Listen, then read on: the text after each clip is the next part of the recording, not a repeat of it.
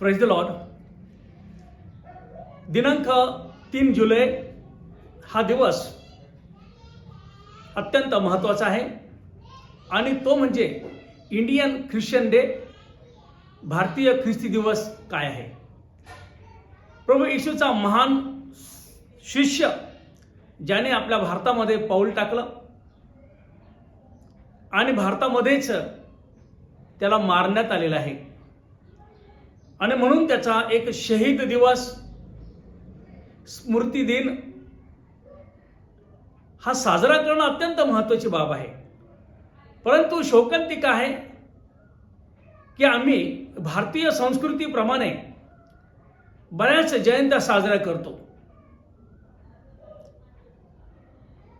ख्रिस्त जयंती, mother Theresa जयंती, साधू सुंदर सिंग जयंती, पंडिता रमाबाई जयंती, नारायण वायमन टिळक जयंती, doctor Babasaheb Ambedkar जयंती, महात्मा गांधी जयंती, महात्मा फुले जयंती, अशा महान जे सेवक होऊन गेले किंवा महान जे व्यक्तिमत्व होऊन गेले, जे महान पुरुष होऊन गेले, यांच्या आपण जयंत्या साजऱ्या करतो.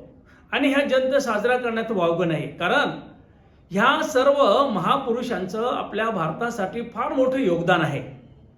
त्यांनी समाजासाठी खूप काही आपल्या जीवाचा त्याग केलेला आहे. आपल्या समाजासाठी त्यांनी आहुती दिलेली आहे. खूप चांगल्या प्रकारचं काम केलं, म्हणून त्यांची जयंती किंवा त्यांची पुण्यतिथी साजरा करणं हे वावगं ठरणार नाही आणि करणं गरजेची आहे. आणि म्हणून आम्ही पाहतो की येशूचा शिष्य